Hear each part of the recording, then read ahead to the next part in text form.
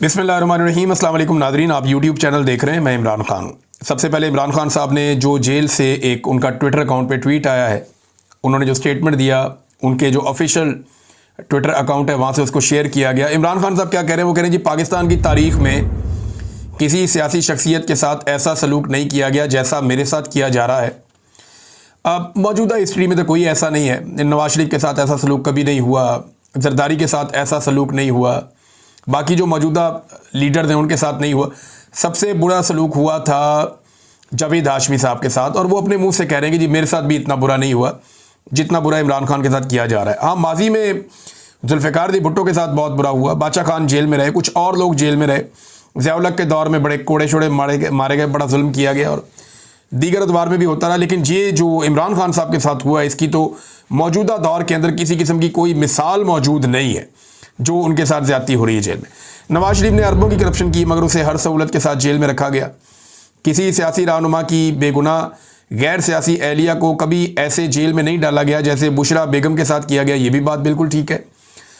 हत्ता के जो अयूब खान को बड़ा गुस्सा था अपने मुखालिफिन पे, लेकिन उसने भी जो है ना वो सियासतदानों की बेगमात के साथ ऐसा नहीं किया। लेकिन हाँ, ये ज़रूर हुआ कि फ़ातिमा जिन्ना साहिबा के साथ बड़ा जुल्म किया अयूब खान ने। लेकिन उसके बाद अब ज़िया-उल हक के दौर में अगर आप देखें या याह्या खान के दौर में आप देखें तो शेख मुजीब की बीवी के साथ भी ये नहीं किया गया, ना ही जुल्फ़िकार अली भुट्टो की बीवी के साथ ये किया गया, बल्कि डंडे वंडे उन्हें परे बार एहतजाज में ये चीज़ें हो जाती हैं। लेकिन इस तरह उनको जेल में नहीं डाला गया जो बुशरा बीबी के साथ किया गया। अच्छा, ये इमरान खान साहब ने एक शिकवा किया, ये शिकवा ठीक है। नवाज शरीफ को पकड़ा परवेज़ मुशर्रफ ने, लेकिन उनकी बीवी के साथ वो नहीं किया। मैं सिर्फ़ और सिर्फ अपनी कौम और आइन की बालादस्ती के लिए मुल्की तारीख की मुश्किल तरीन जेल काट रहा हूँ। जबर और फस्तायत का आलम यह है कि मुझे वज़ू के लिए जो पानी दिया जाता है वो तक गंदा होता है और इसमें मट्टी मिली होती है जिससे कोई इंसान वज़ू नहीं कर सकता। अब ये इंतहाई तकलीफ़देह बात है इमरान खान साहब की फ़ैमिली के लिए, इमरान खान साहब के फॉलोअर्स के लिए, उनके चाहने वालों के लिए, कि एक आदमी को जेल में बंद किया हुआ है और बेगुनाही बंद किया हुआ। 9 मई के मुकदमे में क्या निकाल लेंगे इमरान खान में से? अदालतें इंसाफ दे नहीं रही, पूरी का पूरा जो जुडिशल सिस्टम है उसको काबू कर लिया गया है, और अदालतों में इंसाफ नहीं है तो अदालतों से इमरान खान साहब के बाहर आने की उम्मीद भी ख़त्म है। अब अदालतें इमरान खान को इंसाफ तभी देंगी जब मिलिट्री एस्टेब्लिशमेंट अदालतों को इस बात की इजाज़त देगी, और मिलिट्री एस्टेब्लिशमें की दो ही चीज़ें हो सकती हैं, या तो उन्हें अकल आ जाए या उनकी अकल ठिकाने आ जाए, और अकल ठिकाने लाने के लिए पाकिस्तान की आवाम को उठना पड़ेगा, जो फ़िलहाल अभी तक तो नहीं उठी। वो कब उठेगी इसके बारे में कुछ कहा नहीं जा सकता। ये कभी भी सानिया हो सकता है एस्टेब्लिशमेंट के साथ कि उन्हें अवाम का असल में सामना करना पड़ जाए। तो मामला जो है वो चंद दिन का ही है, यानी चंद घंटों का ही आप समझ लें कि जिस वक्त अवाम खड़ी होगी उस वक्त तो कहानी हो जाएगी ख़त्म। अब इमरान खान साहब ने ये बड़ी तकलीफ़देह बात की कि वज़ू करने के लिए जो पानी है वो भी गंदा है और उसमें मट्टी मिली हुई होती है जिससे कोई इंसान वज़ू नहीं कर सकता। अब इमरान खान साहब के स्टेटमेंट को आए हुए कई घंटे हो गए हैं, अभी तक पाकिस्तान तहरीक-ए-इंसाफ ने कुछ किया ही नहीं। ये इतनी तकलीफ़देह बात है, इस पर भौचाल आना चाहिए था पाकिस्तान तहरीक-ए-इंसाफ में। खैबर पख्तूनख्वा की हुकूमत को, उनके वज़रा को उठ के इसके ऊपर रोला डालना चाहिए था। उनका वज़ीर आला जिसको सारे वोट इमरान खान के पड़े हैं, और आज वो इमरान खान की वजह से वज़ीर आला बना है, जो वज़रा हैं उन सारे वोट इमरान खान की वजह से पड़े हैं, वो सारे इमरान खान की वजह से आज वज़रा हैं। जितने पार्लियामेंटेरियंस या सेनेटर्स हैं, किसी ने कोई रोला नहीं डाला, नज़र ही कहीं नहीं आ रहा। हाँ, सोशल मीडिया पे लोग रोध हो रहे हैं, परेशान हो रहे हैं, लेकिन कहीं पे कोई प्रैक्टिकली पाकिस्तान तहरीक-ए-इंसाफ ने इस मामले को नहीं उठाया। इमरान खान साहब का जो मसल्स हैं वो लगातार वीक हो रहे हैं, वो लटक रहा है जिस्म उनका। उसकी वजह यह है कि देखें, एक तो उनकी उम्र 70 साल से ज़ायद है, और इमरान खान साहब ने अपने आप को यंग रखने के लिए और मजबूत रखने के लिए, अपनी उम्र से छोटा रखने के लिए, वो उन्होंने बड़ी सख्त कसरत की अपनी ज़िंदगी में, उन्होंने बड़ी एक्सरसाइज की है। अब मिलिट्री एस्टेब्लिशमेंट का ये प्लान है कि इस आदमी को बूढ़ा करो, इस आदमी को बिल्कुल ऐसा कर दो कि लोग मायूस हो जाएं। अब वो करने के लिए उन्हें 22 घंटे तक वो कमरे के अंदर बंद रखते हैं, उन्हें एक्सरसाइज नहीं करने देते, उन्हें मौका नहीं देते कि वो वर्जिश करें, अपने आप को मजबूत रखें, अपने मसल्स को मजबूत रखें। तो लगातार जो है वो उनका मैस गिर रहा है, उनका वजन भी गिर रहा है, उनके मसल्स भी कमज़ोर पड़ रहे हैं और उनके जिस्म का गोश्त लटक रहा है। ये मुझे उनकी फैमिली भी ये बात कंफर्म करती रहती है। तो इस वजह से, और ये मिलिट्री एस्टेब्लिशमेंट का प्लान है कि इस आदमी को कमज़ोर करें, जिस्मानी तौर पे भी इनको तोड़ें और जो है वो ज़हनी तौर पे भी इनको कमज़ोर करें। इमरान खान कहते हैं जी मेरी किताबें जो अहले खाना की जानिब से जेल हुकाम तक पहुँचाई जाती हैं वो भी कई माह से नहीं दी गई। टीवी और अखबार भी बंद है। बार बार पुरानी किताबों का मुताला करके मैं वक्त गुजार रहा हूँ, मगर अब वो सब ख़त्म हो चुकी हैं। मेरे तमाम बुनियादी इंसानी हुकूक पामाल हैं। कानून और जेल मैनुअल के मुताबिक एक आम कैदी वाली सहूलियात भी मुझे मैसर नहीं है। बार बार दरख्वास्त के बावजूद मेरे बच्चों से बात नहीं करवाई जा रही। मेरी सियासी मुलाकातों पर भी पाबंदी है और सिर्फ अपनी मर्ज़ी के बंदों से मुझे मिलवा देते हैं और दीगर मुलाकातें बंद हैं अपनी मर्ज़ी के बंदों से। यानी इमरान खान साहब कह रहे हैं जो बंदे मुझे जेल में मिलने आते हैं ये एस्टेब्लिशमेंट की मर्ज़ी से आते हैं, अब जो मिलने जाते हैं वो ज़रा अपना एहतसाब कर लें। अलीमा खान साहबा तो बड़े लंबे अरसे से मिल नहीं पा रही, उनका तो मुलाकात बंद किया हुआ है। सलमान अकरम राजा साहब की भी मुलाकात नहीं हो पा रही। बाकी जो पाकिस्तान तहरीक इंसाफ के अहम तरीन लोग हैं या उनके इत्तेहादी हैं उनकी मुलाकातें भी बंद हैं, उन्हें भी नहीं मिलने दिया जा रहा। तो जो बंदे मिल रहे हैं जैसा कि बैरिस्टर सैफ मिल लेता है जाके, या कुछ वकील हैं एक दो वो मिल लेते हैं जाके, तो उनके बारे में इमरान खान साहब कह रहे हैं कि अपनी मर्जी के बंदों से मेरी मुलाकात करवा देते हैं और दीगर मुलाकातें मेरी बंद हैं। तो उन बंदों पर इमरान खान साहब ने एक तरह का अदम एतमाद किया है। मैं वाज़ेह पैगाम देना चाहता हूं कि इस वक्त पार्टी का हर फर्द अपने तमाम इख्तलाफात फौरी तौर पर भुलाकर सिर्फ और सिर्फ 5 अगस्त की तहरीक पर तवज्जो मरकूज रखे। मुझे फ़िलहाल इस तहरीक का कोई मोमेंटम नज़र नहीं आ रहा। ये बात ठीक है, तहरीक का मोमेंटम नहीं बना अभी। जैसे तहरीक का मोमेंटम अगस्त में बन गया था ना कि सितंबर अक्टूबर में जाके इमरान खान साहब बाहर निकालेंगे लोगों को, तो उस वक्त तक बड़ा ज़बरदस्त मोमेंटम बन रहा था। फिर जो नवंबर की तहरीक का मोमेंटम बना वो भी बड़ा तगड़ा और बड़ा अच्छा मोमेंटम था, लेकिन उसके बाद हमने देखा कि मोमेंटम बना ही नहीं अभी तक, वो वाली चीज़ अभी तक नहीं हुई। हाँ, ये ज़रूर है कि पहले अवाम ज़्यादा तगड़े थे और बहुत एक्टिव थे, बड़े खुलकर सामने आ रहे थे और लीडरशिप हल्की पड़ी हुई थी। आजकल लीडरशिप जोर लगा रही है लेकिन अवाम के अंदर वो दिलचस्पी पहले जैसी नहीं है, ये माननी पड़ेगी। हो सकता है आने वाले दिनों में हो जाए, जब होगा तो हम आपको बता देंगे। वो खैबर पख्तूनख्वा जहां इमरान खान साहब का सिर्फ झंडा खड़ा करते थे ना तो लोग भर देते थे जलसा गाह को, वहां पे जो माजी में अब जलसे वलसे हो रहे हैं उनमें वो लोगों की दिलचस्पी उस तरह नजर नहीं आ रही।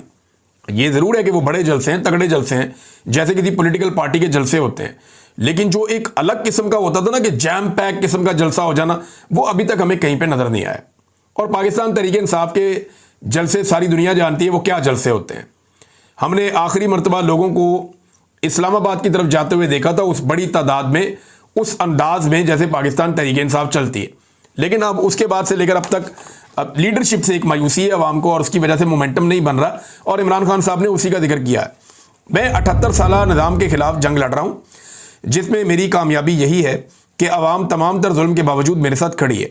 8 फरवरी को अवाम ने बगैर निशान के जिस तरह तहरीक इंसाफ पर एतमाद करके आप लोगों को वोट दिए, इसके बाद सबका फ़र्ज़ बनता है कि अवाम की आवाज़ बने। अगर इस वक्त तहरीक इंसाफ के अरकान आपसी इख्तलाफात में पढ़कर वक्त ज़ाया करेंगे तो ये इंतहाई अफसोसनाक और काबिल सरजनिश अमल है। पार्टी में जिसने भी गिरोहबंदी की उसे मैं पार्टी से निकाल दूंगा। मैं अपनी नस्लों के मुस्तकबिल की जंग लड़ रहा हूँ और इसके लिए कुर्बानियाँ दे रहा हूँ। ऐसे में पार्टी में इख्तलाफात पैदा करना मेरे मकसद और विजन को नुकसान पहुँचाने के मुतरादिफ है। फार्म 47 की हुकूमत ने 26वीं तरमीम के जरिए अदलिया के हाथ पांव बांध कर उसे मफलूज कर दिया है। 26वीं तरमीम वाली अदालतों से टाउट जजों के जरिए जैसे स्याह फैसले आ रहे हैं वो आप सबके सामने हैं। हमें अदलिया को आज़ाद करवाने के लिए अपनी भरपूर जिद्दोजहद करनी होगी, क्योंकि अदलिया की आज़ादी के बगैर किसी मुल्क व कौम की बका मुमकिन नहीं है। ये जनाब इमरान खान साहब का स्टेटमेंट है। और इसके बाद एक स्टेटमेंट में पहले आपको अली अमीन गंडापुर साहब का स्टेटमेंट बताता हूं। उन्होंने, गंडापुर साहब ने यह दावा किया है कि इमरान खान साहब ने जेल से ये कहा और इस बात पे इत्मीनान का इजहार किया कि जो इमरान खान साहब ने लिस्ट फाइनल की थी वही सारे बंदे सेनेटर बने हैं। और गंडापुर साहब ने कहा कि ये जो लिस्ट है जिन लोगों को हमने सेनेटर बनाया, मिर्ज़ा अफरीदी समेत, ये इमरान खान साहब ने फाइनल की है। और इरफान साहब को जो पीछे किया गया, इमरान खान साहब के एक बड़े करीबी साथी जो बेचारे रो रहे थे, जिन्होंने वापस लिए अपने कागजात नामजदगी, आखिर में जाके बिल्कुल एंड में जाके वो विड्रॉ कर गए, तो वो उनके बारे में इमरान खान साहब ने ये कहा अली अमीन गंडापुर साहब के बकौल कि कादरी साहब को आगे करना है, इनको हटाओ। तो उन्हें हटा दिया गया और कादरी साहब को आगे लेकर आ गए। लेकिन ये लिस्ट जो मिर्ज़ा अफरीदी वाली है ये इमरान खान साहब ने फाइनल की, गंडापुर साहब ने ये बात कही है। अब मामला ये है कि जब सरमायादारों को टिकट दिए जाएंगे और उन लोगों को जो मुश्किल वक्त में पार्टी के साथ खड़े नहीं हुए और आज वो अपने पैसे के बलबूते पर आकर खड़े हो जाते हैं और उन्हें सेनेट का इलेक्शन पाकिस्तान तहरीक इंसाफ लड़वाती भी है और उनको जितवाती भी है और उनके लिए हर तरह का माहौल बनाया जाता है। हत्ता कि जो अपोजिशन है इस वक्त खैबर पख्तूनख्वा में, क्योंकि वहाँ पे पीटीआई की हुकूमत है, उनको भी एक सीट इजाफी दी जाती है ताकि वो भी राजी रहें और ये सारे बंदे सेनेटर बन जाएं। तो फिर लोग सवाल तो उठाएंगे ना। इख्तलाफ राय तो जमहूरियत का हुस्न है और लोग इख्तलाफ करेंगे, चाहे वो एक पार्टी के अंदर रहते हैं चाहे वो एक पार्टी के बाहर रहते हैं। अगर पाकिस्तान तहरीक इंसाफ के कारकुन ने इख्तलाफ करना बंद कर दिया तो फिर क्या फ़र्क रह जाएगा फजलुर रहमान साहब की जमात में, नून लीग में, पीपल्स पार्टी में, एएनपी में और पाकिस्तान तहरीक इंसाफ में। पाकिस्तान तहरीक इंसाफ में बाकी जमातों से फ़र्क यह है कि यहाँ पे कारकुन जो है वो सवाल उठाता है, वो पूछता है कि ये बंदा किस मेरिट के ऊपर आया, इसके आने का क्राइटेरिया क्या है, क्या ये पैसा खर्च करके आया या इसकी कोई कुर्बानियाँ है या इसका कोई नज़रिया है या इसकी कोई काबिलियत है, किस बुनियाद के ऊपर ये बंदा आ रहा है। ये बात सिर्फ पाकिस्तान तहरीक इंसाफ का वर्कर पूछता है। बाकी जमातों का वर्कर चुप कर जाता है, सिर्फ फॉलो करता है, देखता है। एमक्यूएम का वर्कर हमेशा से खामोश है, कभी नहीं पूछता। एक दौर में पीपल्स पार्टी का वर्कर सवाल उठाता था, अब वो भी नहीं पूछते, जिसको मर्जी वो उठा के बना देते हैं। इसी तरह से पीएमएलएन का वर्कर तो कभी पूछता ही नहीं है, उसको पता ही नहीं होता कि टिकट किसको मिला किसको नहीं मिला। वो इस बारे में किसी किस्म की मुदाखलत करते ही नहीं है, वो जमहूरियत नहीं है ना उन जमातों में। तो एक पॉलिटिकल पार्टी में जमहूरियत और इख्तलाफ राय वो लोग करते हैं और उसकी गुंजाइश मौजूद है, तो ये बड़ी अच्छी बात है। हाँ, लेकिन तहरीक के लिए सबको इकट्ठा होना पड़ेगा। इमरान खान साहब ने ठीक कहा, लेकिन तहरीक के लिए लोग इकट्ठे होते हुए फिलहाल अभी तक तो दिखाई नहीं दे रहे, जिस किस्म के इख्तलाफात पाकिस्तान तहरीक इंसाफ के अंदर हैं। और रोजाना की बुनियाद के ऊपर लोग कह रहे हैं, कोई इसको इल्ज़ाम देता है, कोई उसको देता है। इमरान खान साहब के बेटे नाजरीन बरतानिया से अमेरिका में मौजूद हैं, चले गए हैं। रिचर्ड ग्रेनल से उन्होंने मुलाकात की है और इसके बाद उनकी जो विल्सन से मुलाकात हुई है, ब्रिट शेरमैन से उनकी मुलाकात हुई है और दीगर पाकिस्तान तहरीक इंसाफ के जो वहाँ पे लोग हैं उनसे भी उनकी मुलाकातें शेड्यूल हैं। और वो इंसानी हकूक़ के मामलात उठा रहे हैं अमेरिका में अपने वालिद को लेकर कि उनके वालिद के साथ बड़ी ज़्यादती की जा रही है पाकिस्तान में और बेगुनाह उन्हें जेलों के अंदर कैद रखा गया इमरान खान साहब को और उनके रिश्तेदारों को। अब इमरान खान साहब के दोनों बेटे इन मामलात को उठा रहे हैं। इसके बाद कहा जाता है कि वो पाकिस्तान भी आएंगे। अलीमा खान साहब ने दावा किया कि ये ज़रूर आएंगे पाकिस्तान, इमरान खान के बेटे, उन्हें कोई नहीं रोक सकता। तो बिल्कुल उन्हें पाकिस्तान आना चाहिए, उन्हें मौका मिलना चाहिए अपने वालिद साहब से मिलने का, अपने वालिद साहब से बात करने का और पाकिस्तान में उनकी मुलाकात करवाई जानी चाहिए इमरान खान साहब से। ये उनका एक हक है, ये उनका आईनी और कानूनी हक है। अच्छा, एक और डेवलपमेंट इसमें यह है कि इमरान खान के बेटों की डोनाल्ड ट्रंप से मुलाकात के लिए एक दरख्वास्त की गई है। ये मैं आपको खबर दे रहा हूं। इमरान खान के बेटों की डोनाल्ड ट्रंप से मुलाकात के लिए बाकायदा दरख्वास्त की गई है कि उनके बेटे चाहेंगे कि उनके बेटों की डोनाल्ड ट्रंप से मुलाकात करवाई जाए और इसके लिए बाकायदा दरख्वास्त की गई है। लेकिन अभी तक कोई कंफर्मेशन नहीं आई। हो सकता है कि इनकी डोनाल्ड ट्रंप से मुलाकात हो जाए और हो सकता है कि ना हो, लेकिन अगर डोनाल्ड ट्रंप से इनकी मुलाकात होती है तो ये एक बड़ी डेवलपमेंट होगी और फिर पता चलेगा कि ये ऊंट किस करवट बैठता है और डोनाल्ड ट्रंप उसके बाद किस किस्म का मौक़िफ़ अपनाता है। 26 नवंबर के मुकदमात भी जल्द लगाने के लिए नाजरीन काम शुरू कर दिया गया है और ये वो मुकदमात नहीं है जिसमें पाकिस्तान तहरीक इंसाफ के बंदे कत्ल हो गए थे। 26 नवंबर के हवाले से दो तरह के मुकदमात हैं। एक केस है हुकूमत का और एक केस है अपोजिशन का। हुकूमत का केस ये क्यों एहतजाज करने के लिए आए, इनको कोई हक नहीं पहुंचता कि ये एहतजाज करने के लिए इस्लामाबाद पे आए। इन्होंने इस्लामाबाद के ऊपर दावा बोला, ये वो, ये सारा हुकूमत का केस है। अच्छा, ये वाले केस जो है ना, ये बहुत तेज़ी से अब सुने जाएंगे, इनके अंदर भी अब सजाएं दी जाएंगी और जजेस की छुट्टियां भी मनसूख कर दी गई हैं इन मुकदमात को तेज़ी से चलाने के लिए। यानी अभी पाकिस्तान तहरीक इंसाफ को 9 मई के अंदर फेंटा लगा और उनके खिलाफ जो है वो मुकदमात पे फैसले सुनाए गए हैं और ऐसी सजाएं सुनाई गई हैं जिनकी कानून में कोई जस्टिफिकेशन ही नहीं है। अब 26 नवंबर के ऊपर भी उनके साथ यही किया जाएगा। हालांकि 26 नवंबर को एक तो अली अमीन गंडापुर साहब के ऊपर भी है, आरिफ अलवी साहब के ऊपर भी है, पाकिस्तान तहरीक इंसाफ के जो दीगर जो मुल्ज़िमान हैं उनके भी वारंट गिरफ्तारी बाकायदा जारी कर दिए गए हैं। इंसदाद दहशतगर्दी रावलपिंडी की अदालत है और गुज़िश्ता बरस नवंबर में जो एहतजाज किया गया था उस पर 3 मुकदमात में अदम गिरफ्तार मुल्ज़िमान के वारंट गिरफ्तारी उन्होंने जारी किए हैं। इसमें आरिफ अलवी साहब हैं, अली अमीन गंडापुर हैं, उमर अयूब हैं, असद कैसर हैं, शाहिद खटक हैं, खालिद खुर्शीद हैं और फैसल अमीन वगैरह इसके अंदर शामिल हैं और दीगर भी कई मुल्ज़िमान हैं और पुलिस की टीमें भी अब तश्कील दी जा रही हैं ताकि इन्हें गिरफ्तार किया जाए। लेकिन क्या ये गिरफ्तार किया जा सकता है? इसी मामले में जो है वो इमरान खान साहब की एहलिया पे भी मुकदमा है और ये कहते हैं जी कि एक आपको याद है वो रेंजर्स के अहलकार जो हैं वो एक हादसे में शहीद हो गए थे। इस दौरान में जब वो ड्यूटी पे थे तो एक गाड़ी उन पे चढ़ गई थी और ये गाड़ी जो है वो पाकिस्तान तहरीक इंसाफ से इसका कोई ताल्लुक नहीं था, ये बाद में साबित हो गया था।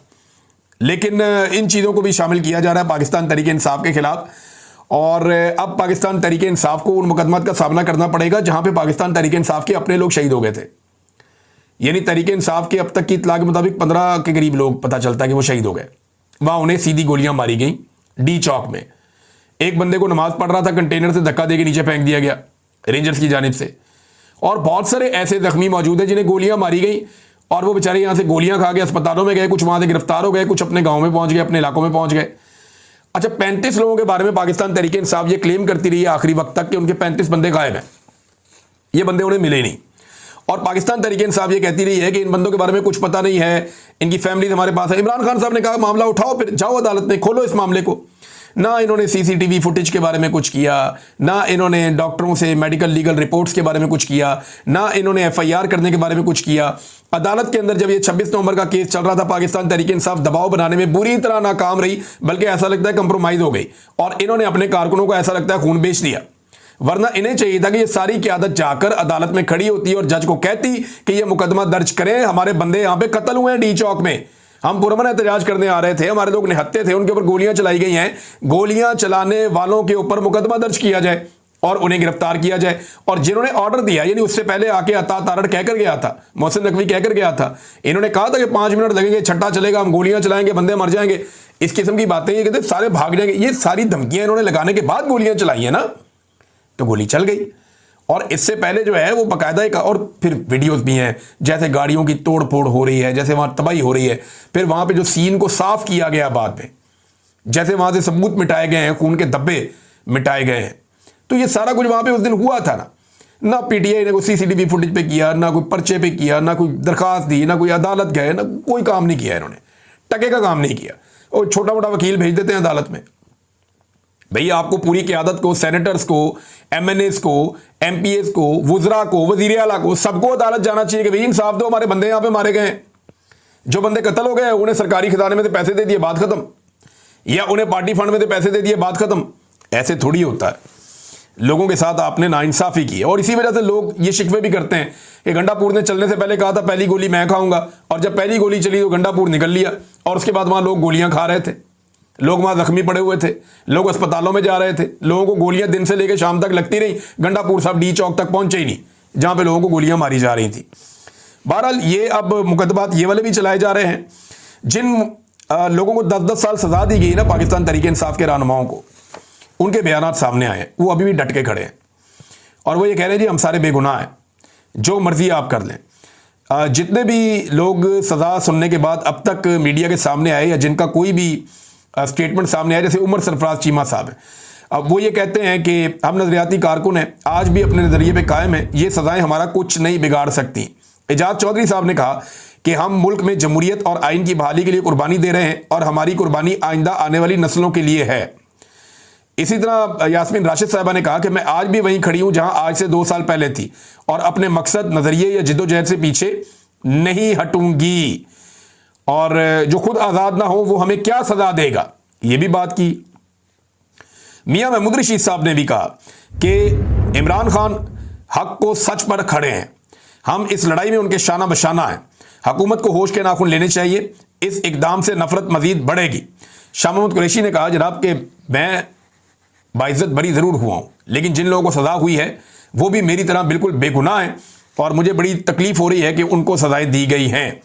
नादरीन, जो हुकूमत है खैबर पख्तूनख्वा में पाकिस्तान तहरीक इंसाफ की, इस हुकूमत ने APC बुलाने का फैसला किया है चंद बड़े अहम मामलात के ऊपर।